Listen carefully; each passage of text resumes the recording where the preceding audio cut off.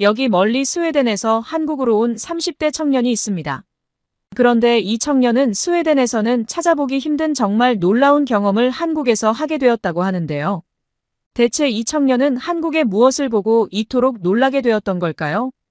이 이야기는 스웨덴의 스타트업 IT 기업 대표 루카스가 한국에 와서 기절초풍했던 이야기를 바탕으로 만들어졌습니다. 그럼 오늘의 사연 바로 들어보겠습니다. 안녕하세요. 저는 올해로 32살이 된 스웨덴 출신의 루카스라고 합니다. 저는 2년 전만 해도 평범한 IT 기업의 직원에 불과했습니다. 하지만 어릴 때부터 독창적이었고 상상력이 풍부했던 저는 일반 회사의 직원으로서 인생을 허비하기 싫었고 제가 생각하는 것들을 이루고 싶었죠. 결국 저는 대학교 때부터 친했었던 친구를 설득하여 함께 스타트업 IT 회사의 대표가 되게 되었습니다. 저희는 현 시대에 전 세계인들이 사용하는 휴대폰 어플을 만들어 보자는 각오를 가지고 회사를 만들었고 이 어플을 쓰는 사람들이 힘들이지 않고 몇 번의 클릭으로 유익한 정보를 얻어가기를 바랐었죠. 어플이 완성되고 시간이 지날수록 여러 가지 기능과 편의성 등을 추가했지만 저의 생각처럼 많은 사람들이 저희의 어플을 사용하지는 않았어요. 다른 기업들이나 대기업들처럼 광고가 쉽지 않다는 것도 문제였죠. 친구와 저는 항상 서로를 격려하며 좋은 날이 올 거라고 말하곤 했지만 회사의 사정은 점점 더 어려워지고 있었습니다. 하지만 친구는 항상 제게 이렇게 말하곤 했죠. 너무 걱정하지 마. 유명한 대기업들도 처음에는 소기업으로 시작했고 어려움도 많았잖아. 우리도 이 역경을 이겨내고 잘 해낼 수 있을 거야. 우리 함께 힘내보자. 그런 친구의 말을 들으면 다시 한번 열정이 솟아나고 찬란한 미래를 꿈꾸게 되었지만 시간이 흐를수록 어릴 적부터 꿈꿔왔던 저의 상상력과 회사를 뛰쳐나올 때의 그 당돌함은 점점 더 사라지고 있었죠. 그렇게 자신감을 잃어가고 있던 어느 날 제 인터넷 주소로 이메일이 한 통이 와 있는 것을 발견했어요. 저는 아무 생각 없이 이메일의 내용을 확인했죠. 이메일은 한국의 한 중견기업이 보낸 것이었는데 자신들이 현재 기획하고 있는 사업과 저희의 어플이 잘 어울려서 유용하게 쓰일 것 같다는 내용이었고 계약을 하여 자신들만을 위한 플랫폼을 개발해 달라는 내용이었죠. 처음에는 꿈을 꾸는 것 같았어요. 이게 뭐지? 현실인가 하고 이메일 내용을 말도 없이 10번도 넘게 읽고 있자 저를 이상하게 보던 친구는 제 자리로 와서 저와 함께 모니터를 보았죠. 친구는 이메일을 읽자마자 이게 사실이냐며 믿지 못하겠다는 표정으로 놀라움을 감추지 못했습니다. 그리고 옆에서 방방 뛰며 소리치는 친구를 보자 저도 그때서야 실감이 났고 저도 자리를 박차고 일어나 친구와 함께 천장을 뚫어버릴 것처럼 환호성을 질렀죠. 잠시 뒤 흥분을 진정시키고 저희는 차분하게 자리에 앉아서 답장을 쓰기 시작했어요. 아직 한국의 기업과 계약이 된 것도 아니기 때문에 친구와 저는 신중하게 그 문장보다는 이 문장이 나을 것 같다. 저 말은 너무 쓸데없는 말이다.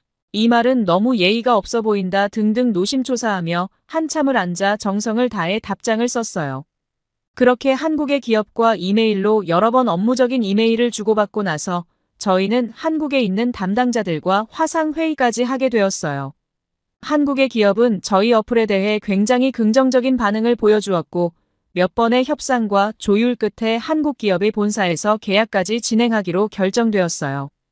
그날부터 계약 날짜가 다가올수록 심장은 터질 듯이 뛰었고 머릿속에는 계약을 잘 맞춰야 한다는 압박감과 이제 내가 꿈꿔오던 하고 싶었던 일을 드디어 이룰 수 있게 되었다는 행복감이 뒤죽박죽 섞여 있었죠.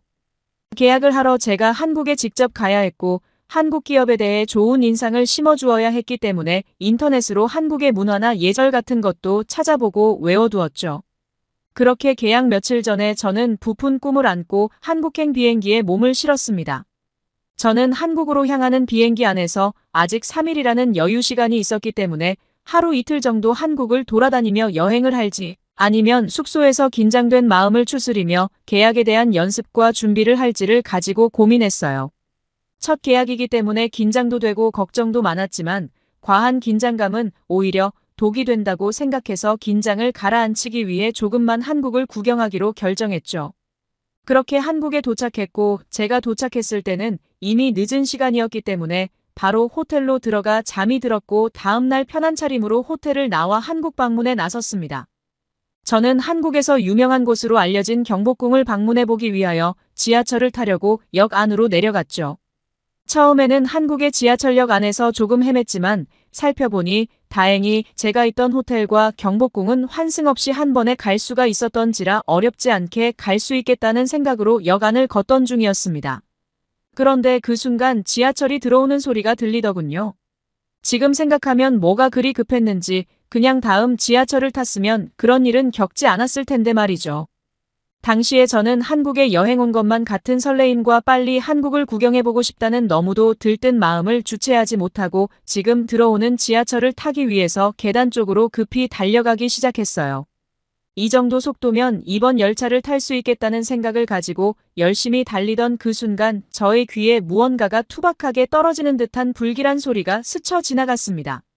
저는 불길한 예감을 가지고 무의식적으로 뒤를 돌아봤죠. 아마 경험해보신 분들은 다 공감하실 것 같아요. 머리를 강하게 스칠 정도의 불길한 예감은 항상 적중한다는 것을요. 지하철 바닥에는 제 주머니에 들어있어야 할 핸드폰이 떨어져 있었습니다. 달리던 발걸음을 급하게 반대로 바꾸어 핸드폰으로 뛰어갔어요. 핸드폰의 액정은 바닥과 마주보고 있었죠. 그 짧은 찰나에 저는 마음속으로 기도하고 또 기도했어요. 제발 멀쩡해달라고 기도하며 핸드폰을 집어서 뒤집었을 때 저는 하늘이 무너지는 것 같았습니다. 핸드폰 액정이 번개가 치는 모양처럼 산산이 갈라져 있었어요.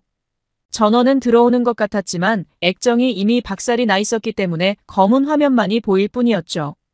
저는 망연자실한 채 그 자리에 주저앉아 핸드폰만을 바라봤습니다. 아무리 스타트업이라지만 회사의 대표가 핸드폰 하나로 왜 그렇게 당황했냐고요? 왜냐하면 계약을 하기 위한 중요한 정보들이 그 핸드폰에 들어있었기 때문이었어요. 계약을 하기 위한 미팅 장소, 연락을 하기 위한 관계자의 전화번호 등이 모두 들어있었죠. 요즘에는 스마트폰에 모든 일정과 정보들을 가지고 다니곤 하잖아요. 저도 그랬어요. 그리고 핸드폰이 이렇게 한 번에 박살이 날 줄 누가 알았겠어요? 그렇게 지하철역 안에서 박살난 휴대폰을 손에 들고 정신이 나간 사람처럼 멍하니 서 있었습니다. 그러자 뒤에서 누군가가 저를 부르는 소리가 들리더군요.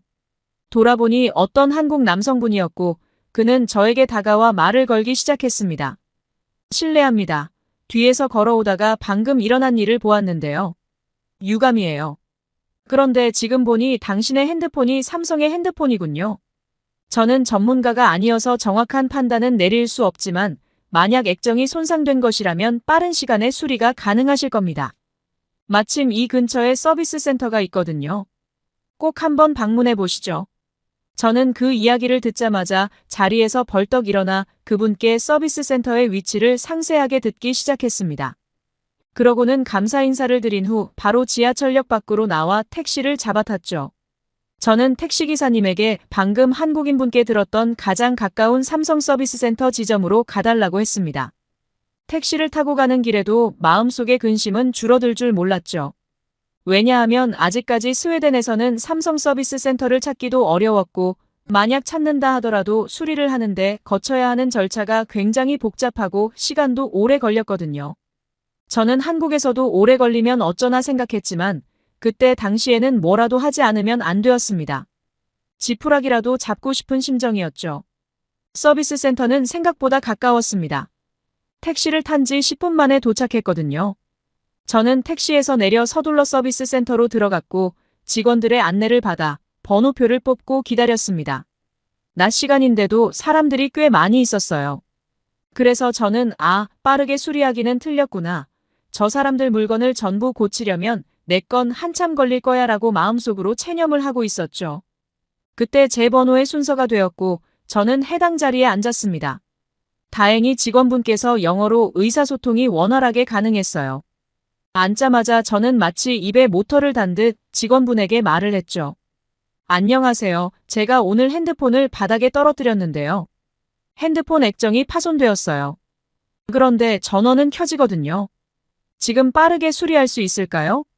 제가 중요한 자료들이 이 핸드폰에 들어있어서 꼭 빨리 수리를 해야 하거든요. 혹시 수리를 한다면 시간은 얼마나 걸릴까요? 하루나 이틀 정도면 너무 빠듯한가요? 수리를 문제없이 할 수 있을까요? 숨도 쉬지 않고 말을 하는 제 모습에 직원분은 처음엔 당황한 것처럼 보였지만 불편한 기색 없이 전부 다 들어주셨어요. 그리고 제 핸드폰을 받아서 이것저것 확인해보고 저에게 말했죠. 네, 고객님 많이 놀라셨겠네요. 지금 확인해본 결과 액정만 파손된 것으로 확인이 되거든요. 그래서 바로 수리할 수 있으세요. 원래는 30분 정도 소요가 되시는데 오늘은 수리를 맡기신 고객분들이 많으셔서 차례대로 수리하면 2시간 정도 소요될 것 같습니다. 2시간 후에 다시 찾으러 오시겠어요? 저는 그 얘기를 듣고 놀라고 말았죠. 놀란 이유는 저의 예상과는 전혀 달랐던 수리 시간이었어요. 저의 원래 계획은 제 앞에 예약된 사람들에게 사례라도 하거나 사정사정하여 저의 차례를 당겨서 빠르게 수리를 받고 이틀 안에 수리를 마치는 것이었어요.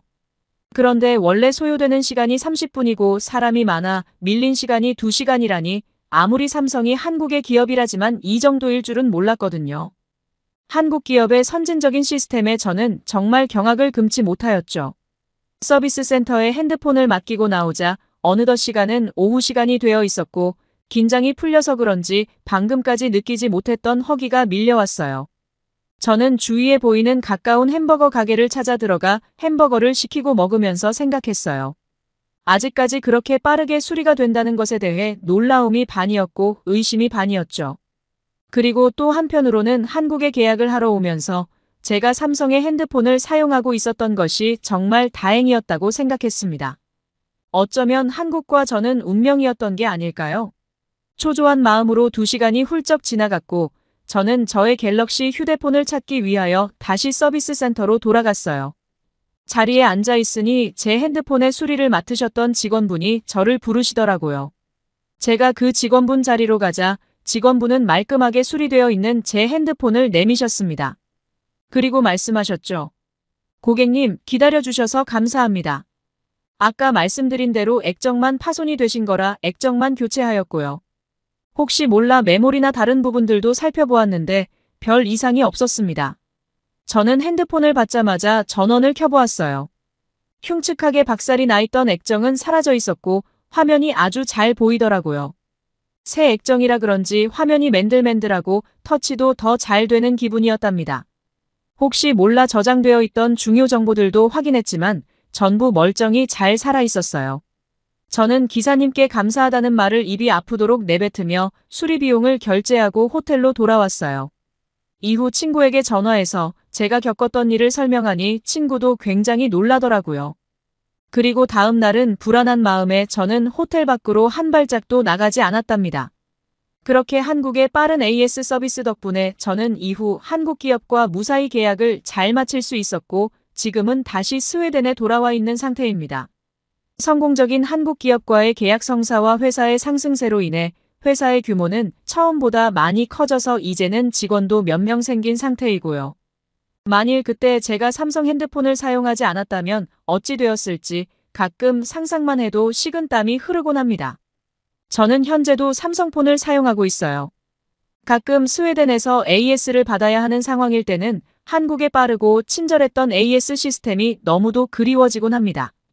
어떻게 한국은 그렇게 모든 것이 빠르고 정확하고 효율적인 걸까요?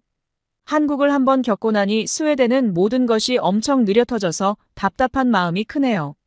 지금의 저와 회사를 있게 해주신 친절했던 지하철역의 한국인분과 빠르고 신속 정확하게 수리해 주셨던 수리기사님, 그리고 한국의 우수한 서비스 정신과 AS 시스템에 다시 한번 감사의 말씀을 드립니다.